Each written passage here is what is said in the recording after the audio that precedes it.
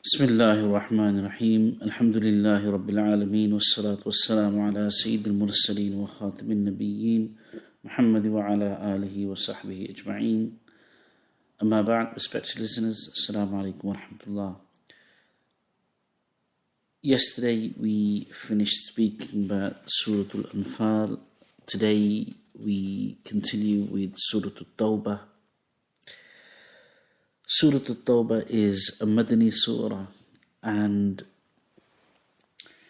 it's famously known to be a surah before which Bismillah ar-Rahman ar-Rahim isn't written. And there are different reasons given for this.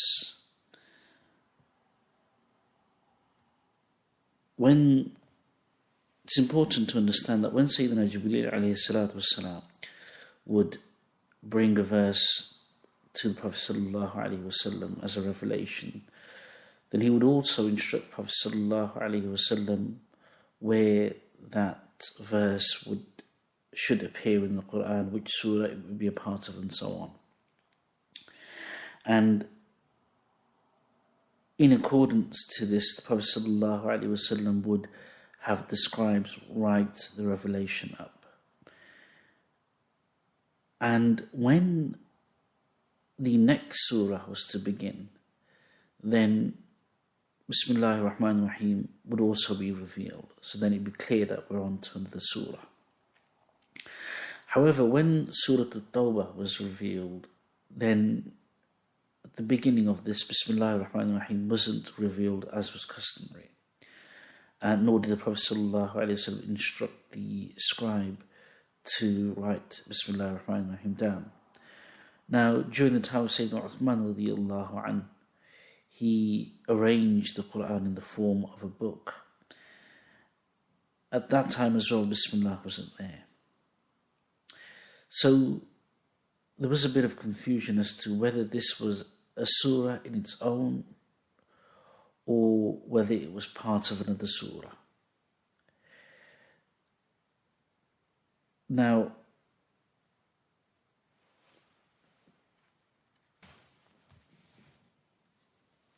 the Mufassir of the Quran, Sayyidina Abdullah ibn Abbas radiyallahu anhuma, once had this discussion with Sayyidina Uthman radiyallahu anhu, and he asked him about the order in which the surahs have been arranged. And then he said that, look, at the beginning you had the larger surahs that have more than 100 verses. So they are known as the Mi'een. And then you had those surahs which are large but then have less than 100 verses. So they are known as the Mathani. And then you have the Mufassalat, which begin from Surah Qaf till the end of the Quran. And Mufassalat themselves are broken into 3. So in order of this arrangement, Surah Tawbah should have been placed before Surah Al-Anfal, because Surah Tawbah has more than 100 verses, while Surah Al-Anfal has less than 100. So Sayyidina Abdullah ibn Abbas radiyallahu anhu asked that why is it then that it's done in the way it is? So Sayyidina Uthman radiyallahu anhu said that, look,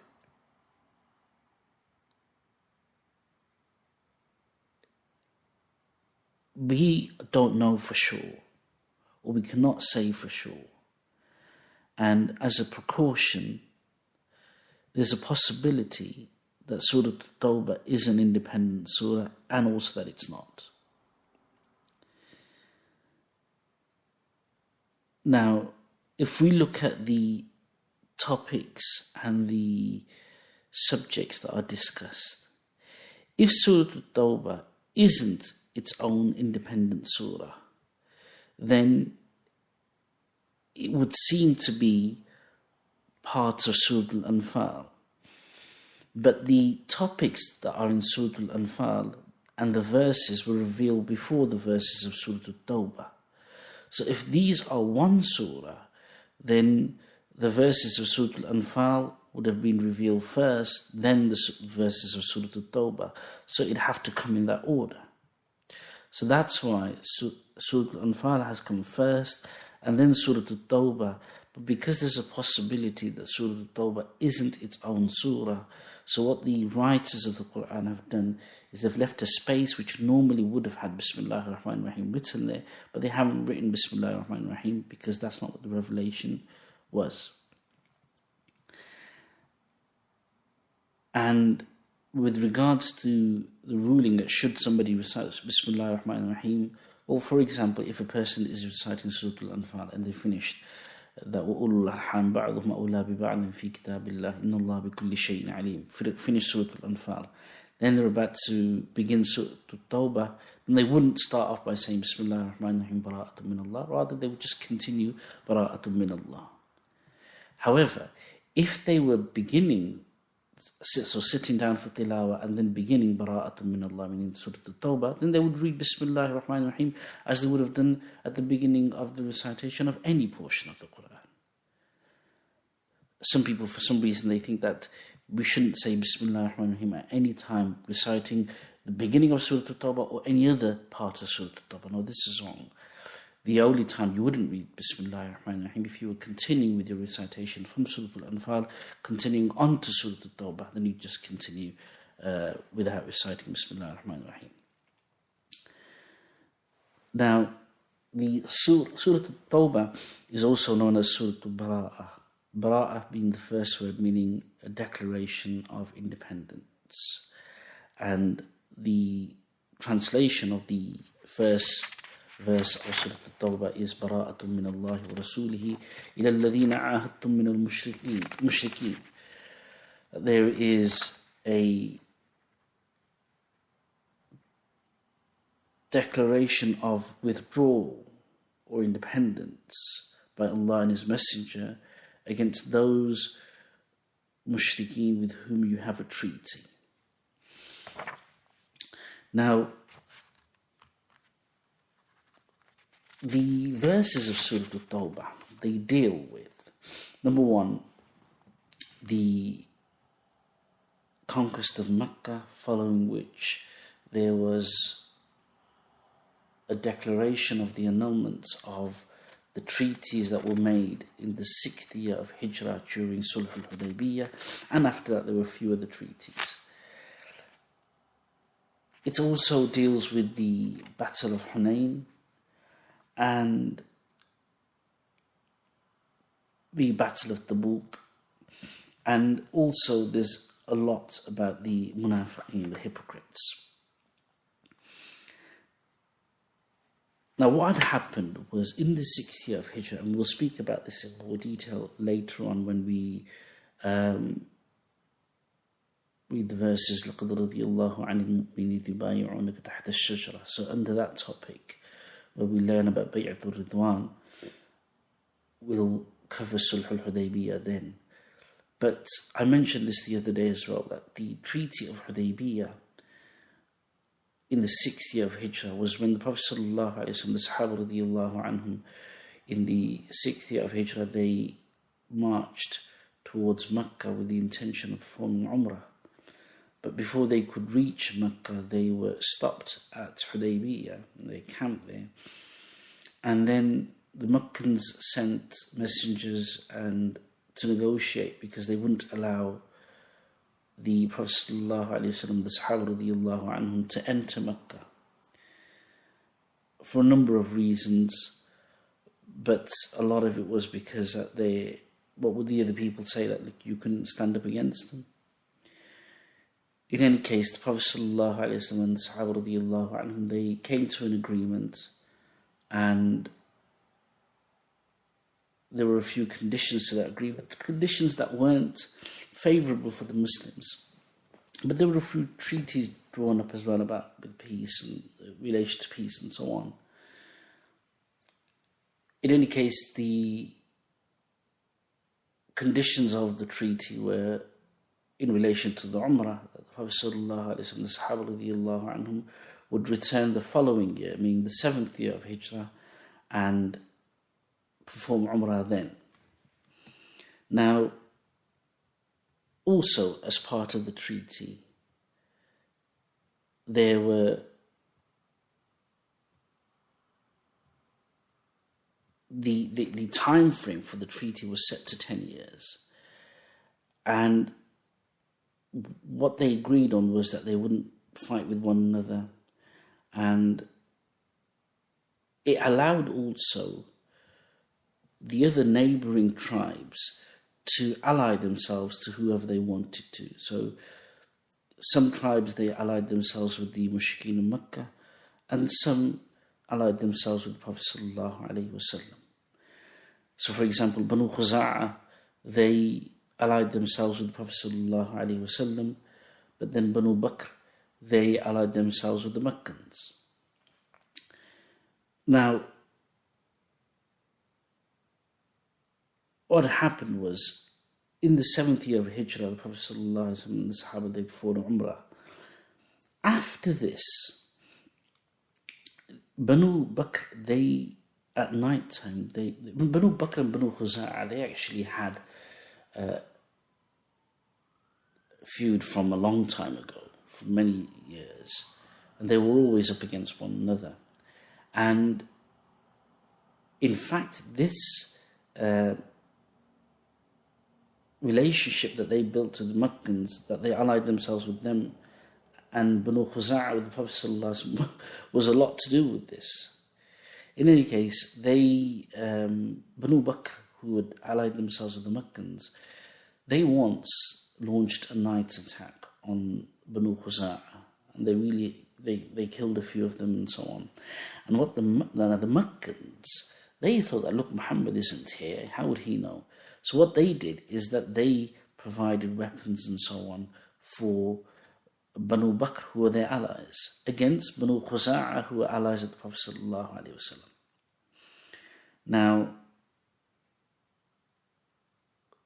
Banu Khuza'a informed the Prophet sallallahu alaihi wasallam, and the Prophet sallallahu alaihi wasallam, he learnt of the treachery of the Meccans, who also became involved. Rather than stopping it or not taking part, they became involved. So the Prophet ﷺ, he secretly began preparations for war against them. Now, the Meccans had encountered the Muslims at Badr, Uhud, Ahzab, and they had come to understand that there was some unseen divine power at work when it came to the Muslims. That in Badr, despite their numbers, the Meccans being 3 times more than the Muslims, even then they were defeated. And even the Battle of Uhud and Ahzab. So they had realized that, we can't go up against Muhammad. So they sent Abu Sufyan to Medina to try and negotiate and to reinitiate the terms, or to renegotiate the terms of the peace treaty and to start it again anew. Now, Abu Sufyan, when he came, he first went to see his daughter Habiba radiallahu anha, who was the wife of Prophet sallallahu alaihi wasallam, but she wouldn't even let him sit on the Prophet sallallahu alaihi wasallam's bedspread. And he spoke to the Prophet sallallahu alaihi wasallam, but he didn't get anything. He spoke to Sayyidina Abu Bakr radiallahu anhu, didn't get anything. Sayyidina Umar radiallahu anhu, didn't get no help there. Sayyidina Ali radiallahu anhu, spoke to a number of the Sahaba radiallahu anhu. They said, look, it's too late, nothing can be done. So Abu Sufyan, anyway, he returned empty-handed, without any success. So the Prophet sallallahu alaihi wasallam and the Sahaba radiallahu anhum, they were preparing for battle.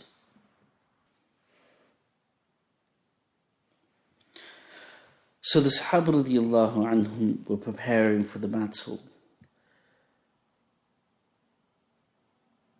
And however, in Medina, now remember one thing, the Sahaba radiallahu anhum, they were devoted totally to the Prophet sallallahu alaihi wasallam.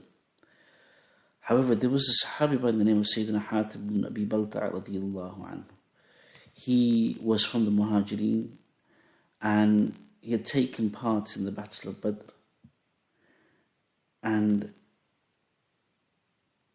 there are many virtues attributed to him. Now, he had family in Makkah. And unlike others who had left behind their families in Makkah, others had left families behind in Makkah, but they had people who could look after them and protect them. But Hatib ibn Abi Balta'a radiyallahu anhu, he had no one to protect his family. So he thought to himself that, look, if I inform the Makkans that Muhammad sallallahu alayhi wasallam is planning to march on Makkah, then maybe I'll gain some favor and some protection for my family. And as for the Prophet sallallahu alayhi wasallam marching on Makkah and victory for him, well, Allah will look after him anyway, and the victory, he will gain that anyway. So in this way, it won't make any difference to the mission of the Prophet ﷺ and his intentions, but I'll also secure some protection for my family. So he sent a letter with a lady who was traveling to Makkah, and he gave her some money and said, get this over to the Makkans. Allah subhanahu wa ta'ala informed the Prophet sallallahu alaihi wasallam about this. So the Prophet sallallahu alaihi wasallam sent Sayyidina Ali radiyallahu anhu and Sayyidina Zubair radiyallahu anhu go to a place called Khakh, and when you reach there, you'll find a woman traveling in a camel who has a letter, and bring that letter back. So they raced with their horses until they came and they found her. So they told her that, look, where's this letter? So she refused and says, I don't have anything. So they searched her bags and everything. In the end, they said, look, the Prophet ﷺ is not mistaken, and he wouldn't lie. So either you take it out or we'll search your person. So when she realized that they weren't going to give up, she took out the letter and gave it to them. And in the letter, it had been written by Hatib ibn Abi Balta'a radiyallahu anhu, informing the Quraysh about the departure of the Muslim army. When the Prophet ﷺ summoned Hatib ibn Abi Balta'a radiyallahu anhu, he said to him, O Prophet of Allah, don't be hasty with me. By Allah, I have faith in Allah and His Messenger, and I have not abandoned my faith or changed my faith in any way. And then he explained why he did this. But Sayyidina Umar radiyallahu anhu was really upset, and he said, O Prophet of Allah, give me permission to behead this munafiq, this hypocrite. So the Prophet ﷺ looked at Umar radiyallahu anhu and said, Umar, he was present at Badr, and do you know that maybe Allah has looked favourably upon those who participated in Badr, and maybe Allah has said that I have forgiven all of your sins, now do as you wish. So then Sayyidina Umar radiyallahu anhu fell into tears, and he said, Allah and His Messenger know better. In any case, Prophet sallallahu alaihi wasallam, during the month of Ramadan, the head of 10,000 companions, they marched towards Makkah. Now, this was the conquest of Makkah, and in the 8th year of Hijrah. And even before getting there, Abu Sufyan met with the Prophet sallallahu alaihi wasallam. There's different stories we learn about the different people that the Prophet sallallahu alaihi wasallam came up against. Abu Sufyan actually accepted Islam at this point as well. He met with Sayyidina Abbas radiyallahu anhu, and all of these are mentioned in the seerah of the Sahaba radiyallahu of the Prophet sallallahu alaihi wasallam. But in all, it was an amazing spectacle. Prophet sallallahu alaihi wasallam, who had once been driven out of Makkah, was now re-entering Makkah victorious. The spectacle was amazing. The might of the Prophet sallallahu alaihi wasallam and the army of the Sahaba radiyallahu anhum was a spectacle to be seen. But even then, at the moment of his glory, and this was the sunnah of the Anbiya alayhi salatu wassalam, that even in their moments of glory, they remained humble.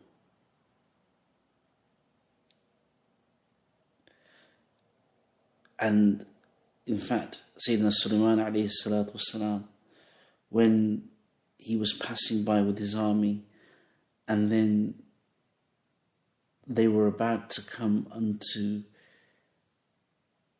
a valley of ants, and then he stopped. قالت نملة يا أيها النمل ادخلوا مساكنكم لا يحطمنكم سليمان وجنوده وهم لا يشعرون. That when the queen ant said that, "O ants, enter into your holes, your burrows, لا يحطمنكم سليمان وجنوده وهم لا يشعرون," lest Sulaiman and his armies, they trample you whilst they are unaware. And at that moment, can you imagine the power of Sayyidina Sulaiman alayhi salatu wasalam, his army and entourage behind him, of men, jinn and everything. And then in front of him, even the insects, and he understands their language and their speech. But then what does Allah say? What did he say? What did Sulaiman alayhi salatu wasalam at that point, in that moment of glory, what did he say? فَتَبَسَّمَ ضَاحِكًا مِنْ قَوْلِهَا وَقَالَ رَبِّ أَوْزِعْنِي أَنْ أَشْكُرَ نِعْمَتَكَ الَّتِي أَنْعَمْتَ عَلَيَّ وَعَلَى وَالِدَيَّ وَأَنْ أَعْمَلَ صَالِحًا تَرْضَاهُ وَأَدْخِلْنِي بِرَحْمَتِكَ فِي عِبَادِكَ الصَّالِحِينَ. So he smiled, laughing at her words, and then he said, "Oh my Lord, give me the ability to be grateful of your favor over me, which you have bestowed upon me and upon my parents, and so that I do good, and give me the ability for me to do good, through which you are pleased with me, and enter me through your mercy into your pious servants." So the Prophet ﷺ, in this moment of glory, the Sahaba radiallahu anhum say that he had his head bowed down so low that it was touching the back of his camel. And then he entered Makkah victorious. But the Prophet ﷺ didn't enter as a tyrant. He didn't enter as a conqueror with the power and with revenge on his mind. Prophet ﷺ entered as a prophet of Allah, and glorious in his manner of entry and glorious in his speech when he said to them, "La tathriba alaykum al-yawm," I will say to you just as Yusuf alayhi salatu wasalam, in his moment of glory, said to his brothers, "La tathriba alaykum al-yawm," there is no blame on you today. And the Prophet ﷺ, he forgave those who had previously caused much harm to him. And it was at this time that many of the Meccans, even many of the chiefs of Mecca, who previously, due to peer pressure and for other reasons, had not accepted Islam, but they also entered into the fold of Islam. And not only that, even those who had been extremely hostile towards the Muslims, even they accepted Islam. Had it been somebody else, they would have remembered the evils and the hostilities these people had shown the Muslims. But the Prophet ﷺ, no. He forgave them, and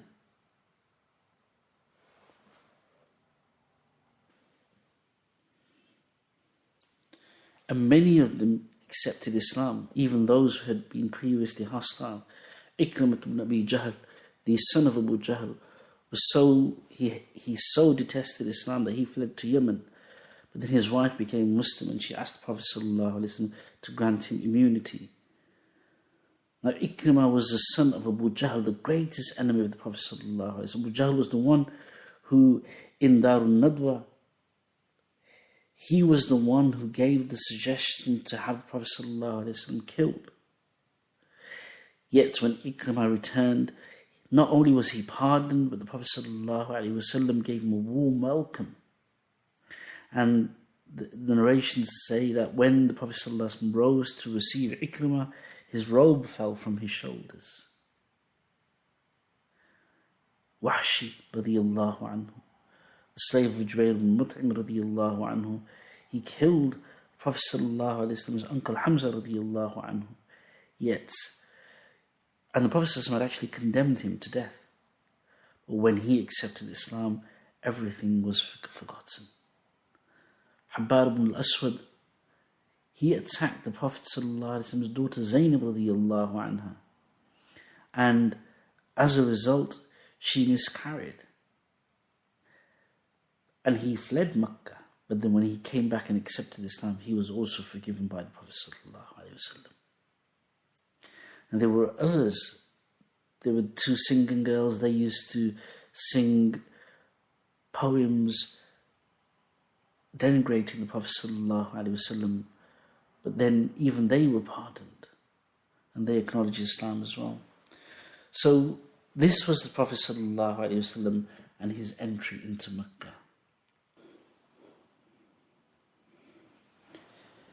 Now at the time of the conquest of Makkah, there were different groups of people in relation to those whom the Prophet ﷺ had drawn up a treaty. The Makkans, if you remember, I mentioned that their treaty was for 10 years, but they had already broken the treaty in the 7th year of Hijrah, as a result of which Prophet ﷺ marched onto Makkah in the 8th year of Hijrah. However, there were others. So, for example, two tribes of Banu Kinana, Banu Dhamra and Banu Mudlaj. So they had a treaty until a specified period of time. So they were one group. And then there were others who had a peace treaty or a peace treaty, but then there wasn't any time limit. And then there were those who, regarding whom there were no treaties. So the first few verses of Surah Tawbah, it announces the annulment or the ending of all of these treaties, and what the intention was to bring the Arabian Peninsula and remove all kinds of disbelief from there. But those different groups, so those who had some time left of their treaty, so there was provision made for all of them. Meaning it wasn't said that, okay, from today everybody you've got to go. No. And even those with whom there were no treaties, they were given perhaps 4 months to leave or to accept Islam and so on. So some of this is mentioned at the beginning of Surah Tawbah.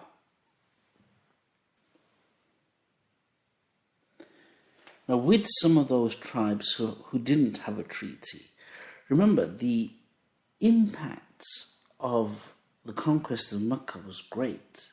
It wasn't just that the Meccans accepted Islam or became subdued. Even the neighboring tribes and all around Arabia, a lot of them were waiting to see what would happen between the Prophet ﷺ and the Meccans. And some of them were aware of what had happened with Abraha, who tried to attack Makkah and was averted by Allah and the story of the Ababil birds. However,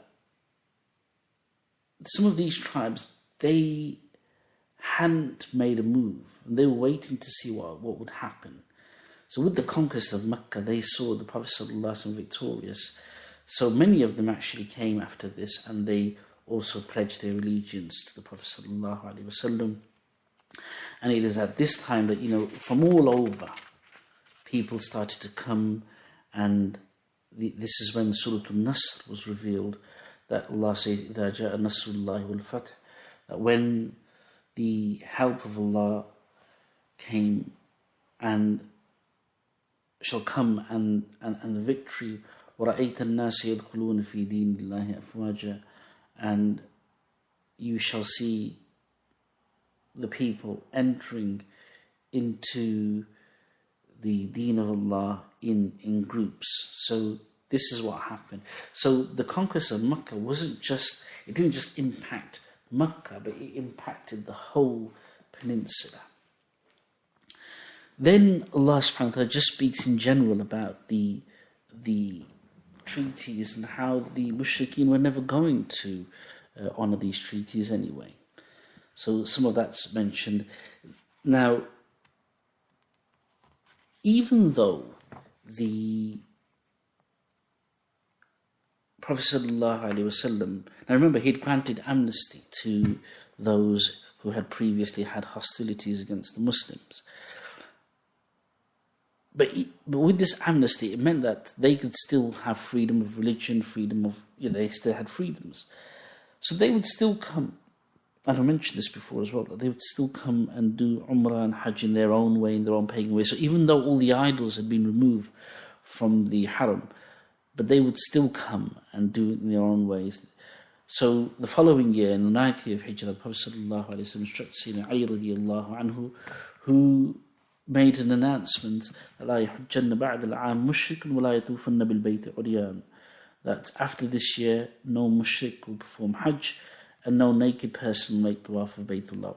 Naked person, this was because the Arabs had this funny custom they would do.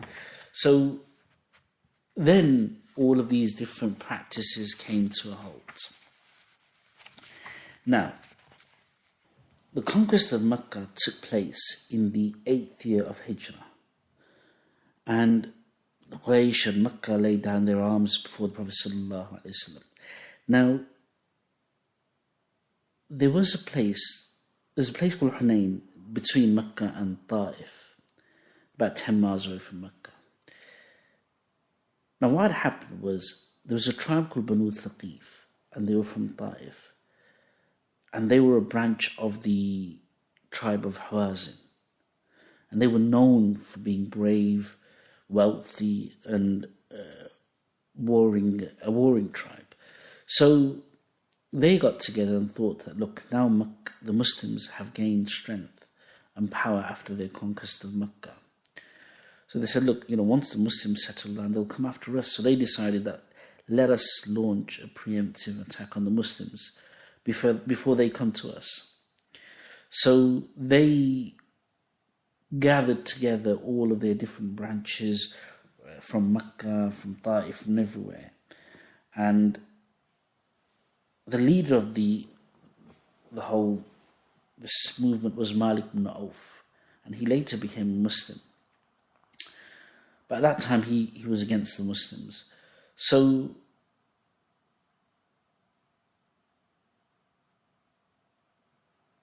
however, not all of them. So there were two tribes, Banu Ka'b and Banu Kilab, who were also branches of this tribe. They didn't approve.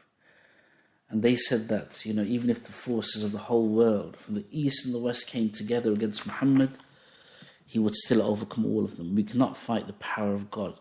The power of Allah that he has with him, we cannot fight him. But the rest of them, they gave their pledges to Malik ibn Auf to fight.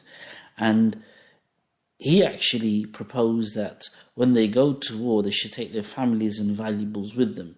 So even if they felt like fleeing the battlefield, the love of their children and families and their valuables would hold on, make them stay and keep them stuck on the battlefield.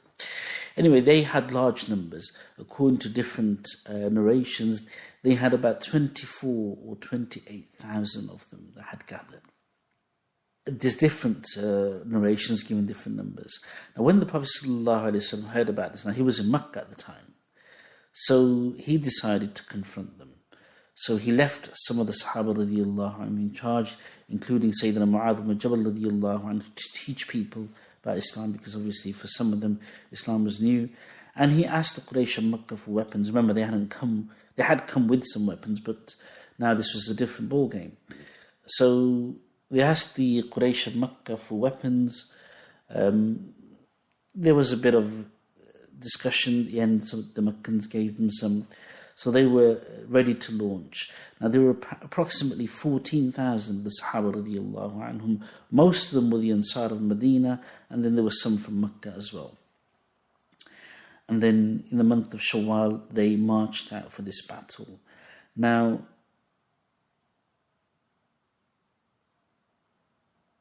along with these, there were also another group of people who were known as the Spectators. And what they were doing is they wanted to witness and see whether the Muslims, what happens to the Muslims. And they said that, look, we're going to watch and let's see if these lot, Malik ibn Auf and his people, if they do away with the Muslims, then this will be revenge for us. And if not, then we're not going to lose anything anyway. Prophet ﷺ didn't punish us anyway. Now, Shaybah bin Uthman was one of those spectators.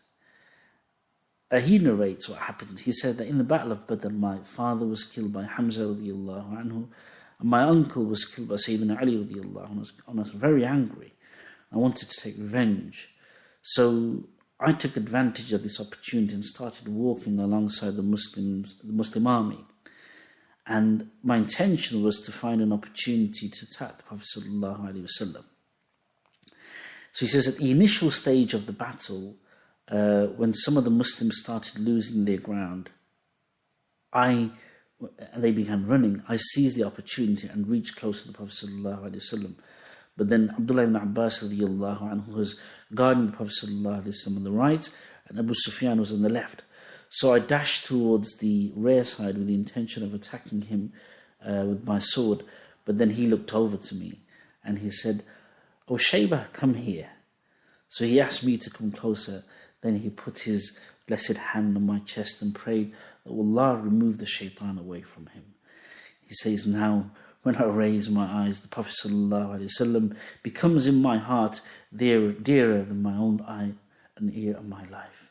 And he said to me, go and fight the disbelievers. So he says, now there I was putting my life on the line now for him, where once I wanted to kill him. And so Shaybah ibn Uthman radiallahu anhu became Muslim. And there were one or two others that had similar stories as well. Nadr ibn Harith, he also wanted to do something similar to this. Now,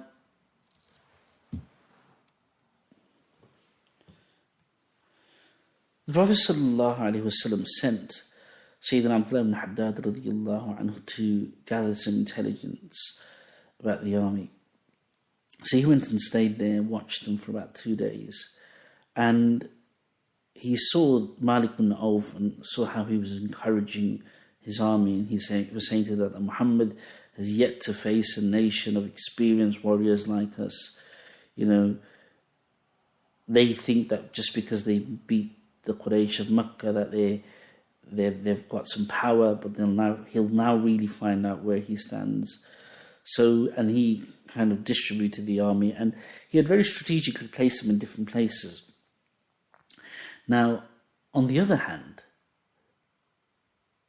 the Muslims, this was a large army for the Muslims.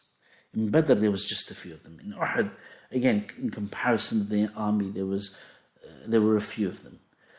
But now they were different. And the Sahaba radiallahu anhum began talking about their numbers and saying things like, it's impossible, they can't defeat us. Once the fighting starts, watch, the enemy will run. So Allah subhanahu wa ta'ala wanted to teach them a lesson. So what had happened was the enemy launched a surprise attack, and the army, they encircled the Muslims from all sides. And because of the dust, they say that the day turned into night, and the Sahaba radiallahu anhum, some of them started running. However, the Prophet ﷺ could be seen alone, running and advancing towards the enemy, and some of the Sahaba radiallahu anhum with him. So then the Prophet ﷺ instructed Sayyidina Abdullah ibn Abbas radiallahu anhu to call the Sahaba radiallahu anhum back. And remember, these Sahaba had given him a pledge to fight, and the Bay'atul Ridwan and so on. So, and he told them that, instruct the Sahaba to return and tell them that the Prophet ﷺ was still on the battlefield. So when Sayyidina Abdullah ibn Abbas radiallahu anhu made this announcement, the Sahaba radiallahu anhu stopped in their tracks, and they realized, and with a new fresh vigor they turned and they attacked the army. Now then Malik ibn Auf, the leader, he realized and he fled the battlefield and he took refuge in the fort of Ta'if. And again, also many of their chiefs and leaders, some of them were killed, and a lot of them, they took refuge in this fort. Prophet ﷺ and the Sahaba radiallahu anhum, they laid siege to the fort of Ta'if, and they were victorious after this. So there was a period of uncertainty, but then after that the Sahaba radiallahu anhum were victorious. And this, Allah mentions all of this in the surah. Remember, I'm not translating, I'm just going through the story, and the surah itself, it goes through the parts that I'm talking about in different ways. After the victory of Hunayn, some of the chiefs, Prophet ﷺ laid siege to the fort of Ta'if for a few days, and then he left and went back to Medina. But then also some of those chiefs, they came to visit the Prophet ﷺ, and they also pledged their allegiance to the Prophet ﷺ. Now, in the Battle of Hunayn, during the Battle of Hunayn, the Prophet ﷺ and the Sahaba radiallahu anhum, they'd also taken many slaves captive. So some of these chiefs that had come, they came to accept, and they also requested to have some of their family members who had been taken as slaves to be freed. Now, one of those who came was Abu Yarqan, who was the foster uncle of the Prophet ﷺ. So he came and he embraced Islam as well. But he requested that his family and property be returned to him. And he also reminded the Prophet ﷺ that they were related through fosterage, and that they were in distress, which the Prophet ﷺ was aware of. But this also made it difficult for the Prophet ﷺ, because on the one hand he was rahmatul lil alameen, but on the other hand the Sahaba radiallahu anhu had a right to these spoils of war. So what should he do? So then he asked the Sahaba radiallahu anhum that if they would voluntarily give up their share, and the Sahaba radiallahu anhu agreed. And he said that even if they didn't, then he would pay them in return. Now, the Sahaba radiallahu anhu, they willingly gave up their share. However, the Prophet, even then, he wasn't sure. So he said, go back, discuss with your families, and then come and give me a final decision. They did, and they came back, and their decision remained the same. Then there's mention, Allah continues to speak about the mushrikeen. He also refers to the people of the book. After speaking about the Battle of Hunayn, and then some mention of the mushrikeen and some of the things that they had done, and some of their beliefs and so on, Allah subhanahu wa ta'ala begins speaking about the expedition of Tabuk, or the Battle of Tabuk. It's often referred to as the expedition of Tabuk because there was actually no engagement. So what happened was, Tabuk, it's located towards the north of Medina, close to the Syrian border. Now, Syria at that time was governed and controlled by the Byzantine Christians. Now the Prophet ﷺ reached Medina after the conquest of Makkah. And remember, this was after many years of conflicts with the Meccans. And the Sahaba radiallahu anhum, they had finally been able to secure some peace after their many years of battles with the mushrikeen of Makkah. But now they were up against another threat. Some of the Syrian traders informed them that the Byzantine ruler Herakl had assembled his forces at Tabuk on the border of Syria, and they wanted to attack Medina. So when the Prophet ﷺ learnt about this, he decided that the Sahaba radiallahu anhum should leave Medina and they should attack them over there, rather than allowing them to come to Medina and attack Medina. So an announcement was made, and the Prophet ﷺ ordered all the Muslims to come out for this battle. and he also invited some of the other tribes living around Medina. Now, often what would happen that when the Prophet ﷺ would intend to fight or go out for battle, he wouldn't clearly say the destination in case there were hypocrites or spies. However, this one, he made it very clear that we're going and this is where we're going. Now, this was a very difficult time. It was a hot summer and it was close to the time of harvest. And a lot of them, the Sahaba radiallahu anhum, depended on these for their risk, for their economy and their sustenance for the whole year. So this was a very important and a very great test for the Sahaba radiallahu anhum. But the instruction of the Prophet sallallahu alaihi wasallam had come. Now, amongst the people, there were different groups of people. There were some who were given permission that they didn't have to take part. There were some there were the hypocrites who didn't take part, who gave excuses. There were even those hypocrites who went along to find out what the Muslims were up to. In any case, they all marched towards Tabuk. When they reached there, and Hiraqal heard about such a large Muslim army coming up against him, he was overtaken by awe, and he simply just didn't turn up.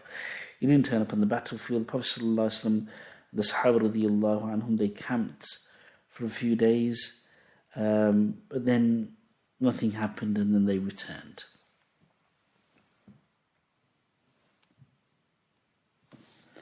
In the surah here, there are different verses which talk about those who came to the Prophet ﷺ, sought permission and so on. There's also some laws mentioned here about sadaqah and zakah and so on.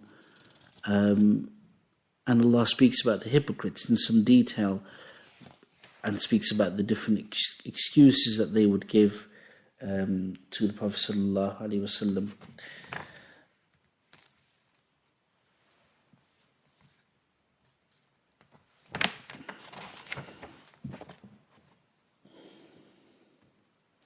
There's also reference here to an incident of when the munafiqeen, they even tried to assassinate the Prophet sallallahu alaihi wasallam.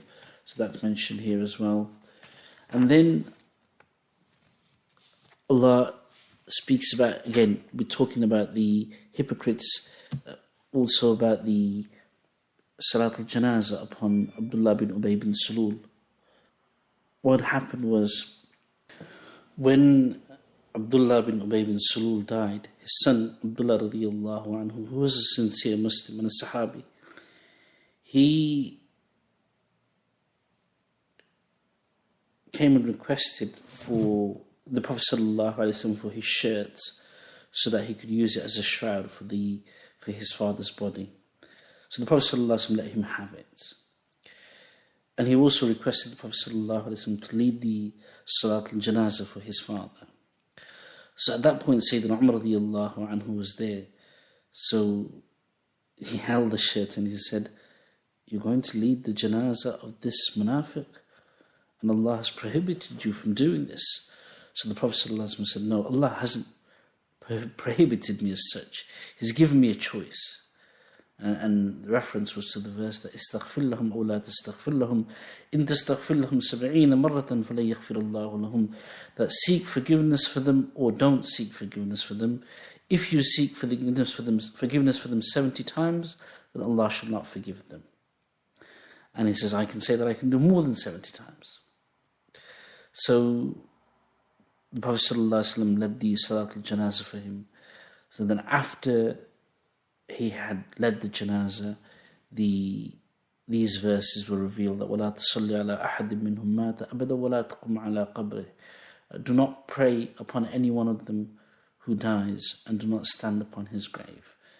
So now a question arises that Abdullah bin Ubay bin Salul, he was a munafiq whose hypocrisy was very clear, and he was regarded as a ringleader for the hypocrites. So how is it that he received this treatment from the Prophet ﷺ, who gave him his shirts and even led his janazah? The ulama say, from the narrations we understand that, number one, his son, who was a sincere Sahabi, the Prophet ﷺ did it for him, to console him on his loss. And also, according to one hadith, remember when the Qurayshi chiefs were arrested at the occasion of Badr, one of them was Sayyidina Abbas radiallahu anhu, the uncle of the Prophet sallallahu alaihi wasallam.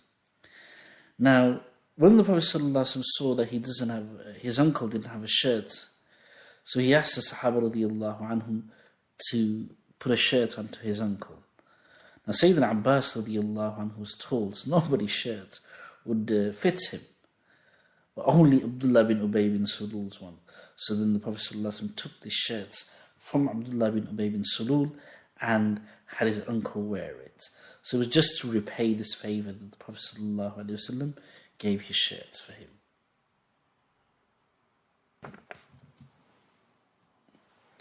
Then Allah speaks about those who didn't participate in the expedition of the book, and how they would come to the Prophet ﷺ and put forward their excuses. And Allah mentions this from يَعْتَذِرُونَ إِلَيْكُمْ إِذَا رَجَعْتُمْ إِلَيْهِمْ, that they shall put forward their excuses to you when you return to them. قُلْ لَا تَعْتَذِرُوا لَن نُؤْمِنَ لَكُمْ قَدْ نَبَّأَنَا اللَّهُ مِنْ أَخْبَارِكُمْ, that don't give any excuses, we know your case, Allah has already informed us. And then Prophet ﷺ was instructed, just let them pass. Then also Allah continued, and again these were the hypocrites who made these excuses and who didn't have any reason to stay behind from the battle, but they didn't participate anyway. And then also there's mention of those who actually built a masjid to cause harm to the believers. There was a man named Abu Amir. Now, he had become a Christian during the days of Jahiliyyah, and he was known as Abu Amir the Rahib, meaning the monk. This, subhanAllah, this Abu Amir is actually the father of Hanzala radiallahu anhu, a well-known Sahabi, whose dead body was washed by the angels. So, and who became known as Ghasil Malaika. Now, when the Prophet ﷺ came to Medina, this Abu Amir al-Rahib, he visited him and criticized the Prophet ﷺ. Prophet ﷺ tried to explain to him, but he didn't listen. And he actually cursed the Prophet ﷺ. Well, he made a curse. He said, "May the liar between the two of us be cursed and die in far away from his friends and relatives." And he actually did. He fought against the Muslims right until Hunain, and then after the defeats in Hunain, he lost hope and ran away to Syria, where he died far away from his friends and relatives. Now, whilst he was alive, he would always hatch these conspiracies against Islam and the Muslims. In fact, he was actually one of those who was instrumental in enticing the Byzantine ruler to attack Medina. Now, he also had a connection with the munafiqeen, the hypocrites in Medina. So he told them that, look, the Byzantine ruler is planning to attack Medina, but it's important that we need to assist him. So he instructed them to build something in Medina and give the impression that they were building a masjid, but then use that to prepare for a battle and start collecting weapons and so on to support the external invaders. But then Allah subhanahu wa ta'ala informed the Prophet sallallahu alaihi wasallam about this, and the verses I mentioned, وَالَّذِينَ اتَّخَذُوا مَسْجِدًا ضِرَارًا وَكُفْرًا وَتَفْرِيقًا بَيْنَ الْمُؤْمِنِينَ And they are those who built a mosque to cause mischief and disbelief, and to create the Frigate, dissension amongst the believers, and to make preparations for one who has been at war with Allah and His Messenger from before. So Allah mentions this here as well. Now, near to the end of the surah, Allah speaks about, in reference to three of the Sahaba radiallahu anhum, and it's a famous story of Sayyidina Ka'b ibn Malik radiallahu anhu, who himself narrates the story. It's been narrated in Imam Bukhari's Sahih and Imam Muslim's Sahih. Sayyidina Ka'b ibn Malik radiallahu anhu himself says that every battle in which the Prophet ﷺ participated in, I was with him, except for the Battle of Tabuk. However, the Battle of Badr came all of a sudden. Prophet ﷺ hadn't asked everyone to participate, and he wasn't angry with those who didn't participate. He says, I wasn't present then also, but then he says, I was present in Bay'atul Aqaba, where we made a covenant of supporting and protecting the Prophet ﷺ and Islam. And then he speaks about how this presence of his at Baytul Aqaba is dearer to me as compared to had I been present at the Battle of Badr, even though Badr is more known amongst the people. Anyway, then he speaks about his experience with the book, and he says that I was rich at the time. In fact, I'd never been so well off before. And he said, I'd never had 2 mounts before this. This is the first time I had 2 mounts. Now, and he says that the Prophet ﷺ, normally when he was intending battle, he wouldn't clearly say which direction he was going, just so that if there were any spies, they wouldn't know. But he says this time, the Prophet ﷺ, he made it very clear. Now, Ka'b ibn Malik radiallahu anhu, he also mentions, he says the heat was intense. There were many challenges. Muslims, the forces they were short on supplies. The journey was long. They were going to fight an army who was very strong, who had very large numbers. So the Prophet ﷺ made the call very clearly that we were going to fight.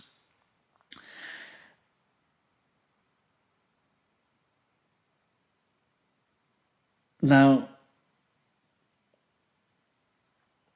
because there were so many people that were going to take part in this battle, there wasn't a register of any sort that was put together.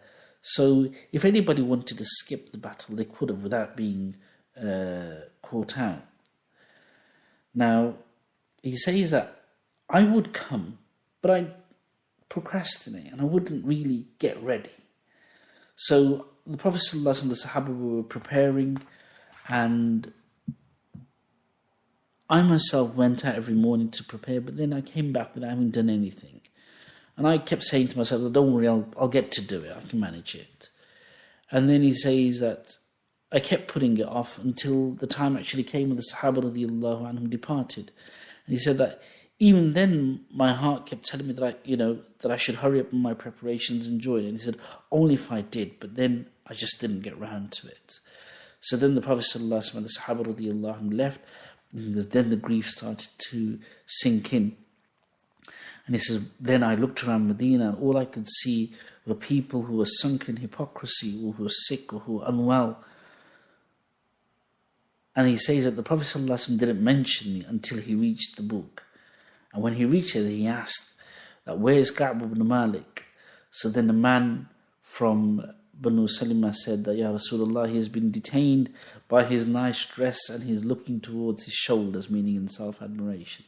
So then Sayyidina Mu'adh ibn Jawla said to him, what you said is bad. What you say regarding Ka'b ibn Malik is bad. And then he turned to Prophet Sallallahu Alaihi Wasallam, Ya Rasulullah, by God, we know nothing about him except good. Now, Prophet Sallallahu Alaihi Wasallam remained silent. Anyway, Sayyidina Ka'b radiallahu anhu says that the Prophet Sallallahu Alaihi Wasallam had heard that he was returning. So I was concerned, and I was thinking of what excuse should I give for my absence. And he says that I was very good at speaking.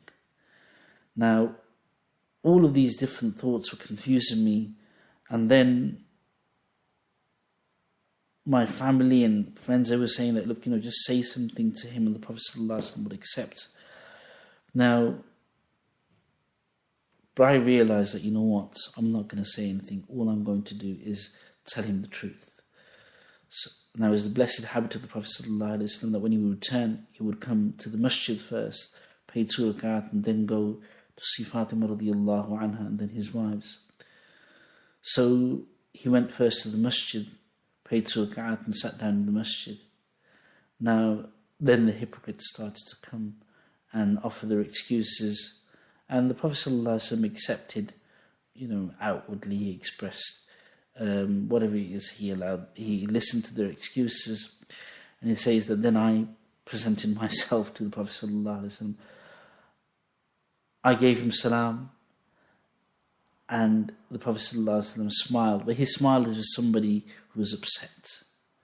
Then he said to me, come. So I walked towards him until I sat down before him. And then Sayyidina Ka'b radiallahu anhu says, I said, Ya Rasulullah. According to some narration, the Prophet ﷺ turned his face away from him. So he says, Ya Rasulullah, why would you turn your face away from me? I have done nothing, and I have nothing to do with hypocrisy, nor have I any doubts about my deen. So then he said that, why then did you not go? Did you not purchase a mount for this purpose? So then I said, yeah, of course, Ya Rasulullah. And then I said to him that had I been sitting before anyone else other than you, then I could have invented any excuse, and I'm confident that I would have avoided his displeasure, because he was given the gift of the gab.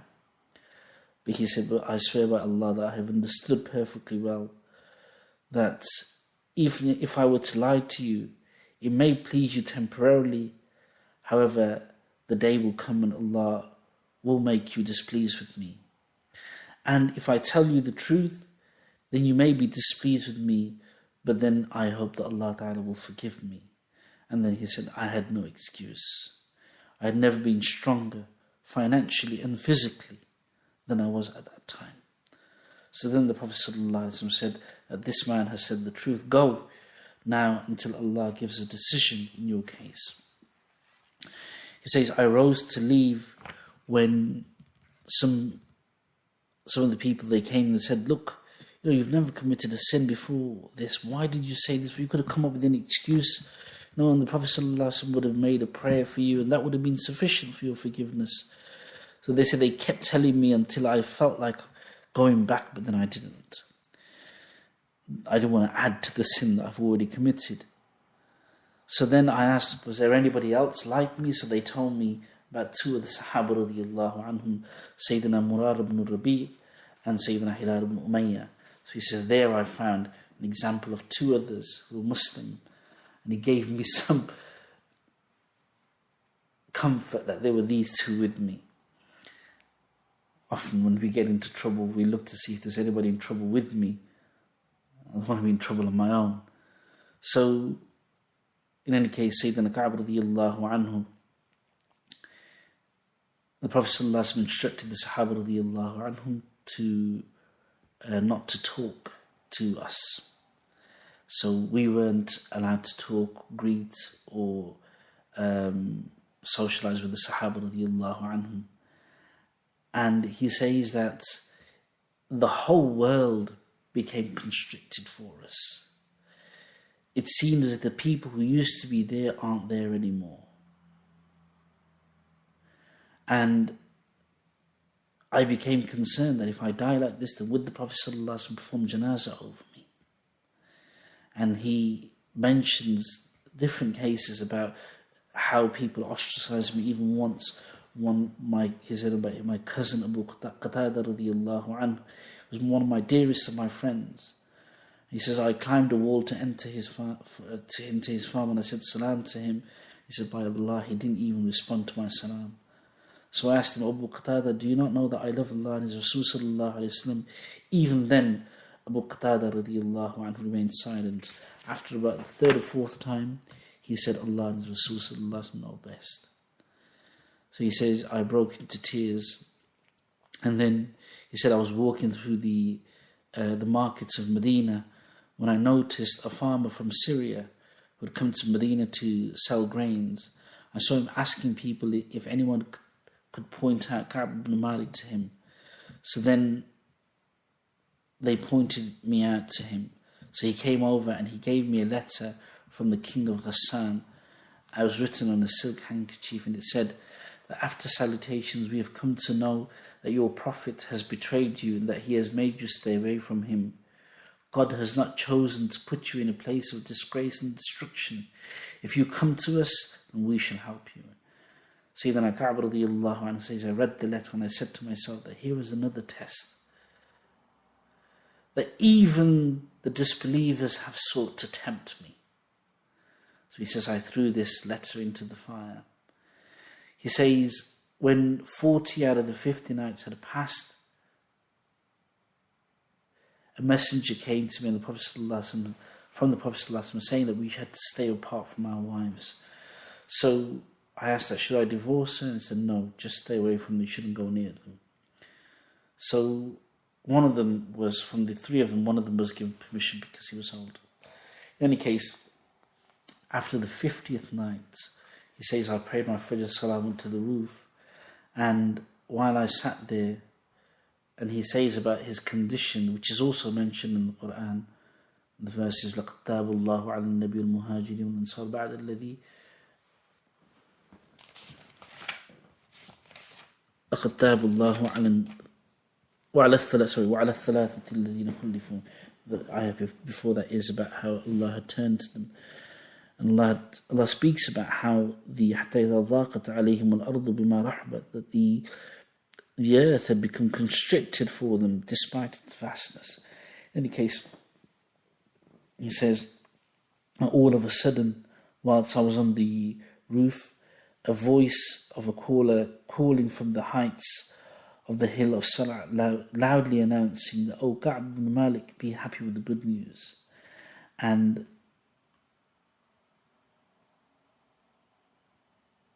one narration suggests that two men ran to give Sayyidina Ka'b radiallahu anhu the news. Sayyidina Ka'b radiallahu anhu, he heard the announcement, and it said that Sayyidina Abu Bakr radiallahu anhu had climbed the hill of Salah to make the announcement. He says, hearing this, I fell into sujood, and I broke into tears, and I'd learned that my forgiveness had come. The Prophet sallallahu alaihi wasallam told the Sahaba radiallahu anhum after the Fajr prayer that our Tawbah had been accepted, and everyone came out to congratulate us. And then he speaks about how he came to the Prophet sallallahu alaihi wasallam, and then he said, I said my salam to the Prophet sallallahu alaihi wasallam, whose blessed face was radiant with light, and he said, O Ka'b, I congratulate you for this day of bliss for you, the best day of your life since you was born. So then I said, Ya Rasulullah, is this from you or from Allah? He said, no, this is from Allah. You had told the truth and Allah had made your truthfulness come out in the open. In any case, so this is mentioned, the story of Sayyidina Ka'b ibn Malik radiallahu anhu is mentioned near to the end of Surah Tawbah. We then recite Surah Yunus, but we won't go into that today. Continue that tomorrow. Allah give us all the ability to understand. Subhanakallahumma bihamdik, nashhadu an la ilaha illa anta, nastaghfiruka wa natubu ilayk.